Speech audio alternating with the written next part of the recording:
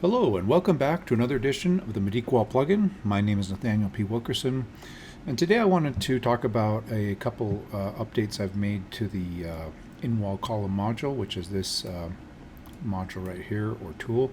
So basically it has to do with the columns that are inside the wall. Alright, so let's go ahead and just put that back, and I've drawn a couple walls here just to get started, save ourselves some time. I'm going to go ahead and just click this tool right here. And you'll notice now if we open this menu, column type, it used to have just sawn lumber, structural composite lumber, and timber. And of course we did add the custom and the blank. But now we have the ability to do glulam as well as steel columns. And that was requested by a couple of users.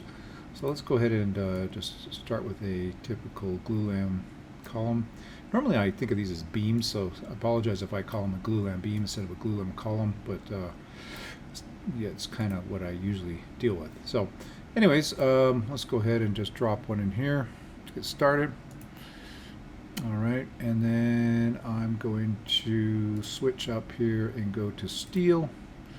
Maybe I'll use, and you have the option now between, just like with the beam module, you can do a number of different profiles. I'm going to go with a rectangular tube or HSS, hollow structural steel, and let's go ahead and select something that's probably approximately the right size. Let's go 5 by 5 by a half, and I'm going to just drop that right here. Alright, so there we go, full height columns. When they're full height, obviously we don't have a beam pocket.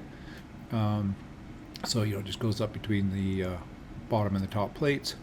Notice that this one, I already had it rotated, and we have the ability to rotate these columns, of course. So let me go ahead and hit the edit tool here, and I'm going to edit this one just to show you guys a few different things you can do with it.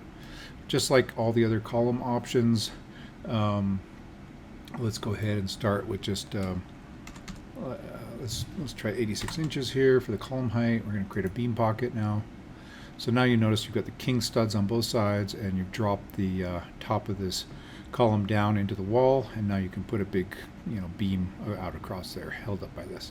Now of course this is rotated 90 degrees. If it's not rotated 90, you're going to end up with something like this, which may or may not be something you want. I mean, it projects out of the wall because it's just too deep, of course.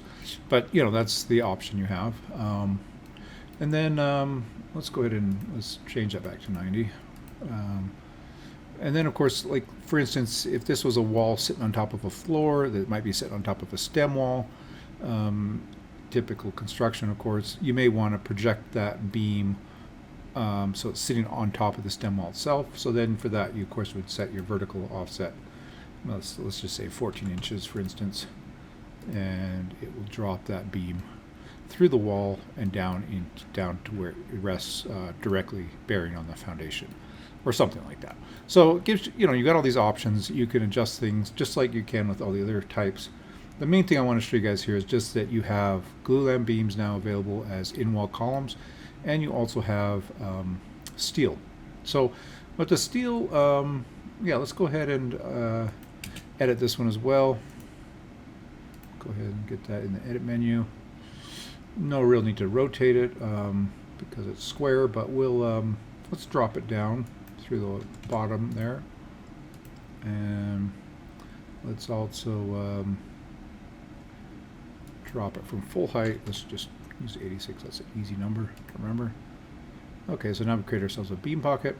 Okay, so this is one particular profile. You have kind of the common profiles that are used for a column. I doubt that you would use an L shape, but I do have this universal UB, which is kind of the same as the HSS, but I think that's for the Australian market. And we also have wide flange beams. Again, this one's probably not something you'd use too much, but I have it in there just in case. So like here, for example, is a wide flange beam set at 90 degrees into the wall. Sorry, my rotation was messed up there. And similarly, if you don't like how that's oriented, we can go ahead and change that to 0 degrees and swap it around. Okay, and you notice that the spacing between these two king studs adjust accordingly. All right. I mean, that's pretty much it. Not a whole lot there, other than the fact that you now have, again, let's just review this. You've got, I think, 7 options for different um, in-wall columns. The custom kind of was the option to go to if you had to, um, do some red iron. And notice I do have that red iron option there. The only thing with that is rather than actually draw the profile, it was just providing like kind of a filler, a placeholder, if you will, with the right, and you could set those custom dimensions. But now we actually have, the actual profiles, the ability to put those steel columns in there. All right, that's pretty much it. This was, again, custom requested, and I appreciate that feedback. And let me know, guys, if you have any other questions or feature ads or anything you would like me to consider. Please reach out. Email is probably the best way to get a hold of me, and I will take everything under consideration. All right, we'll talk to you guys later.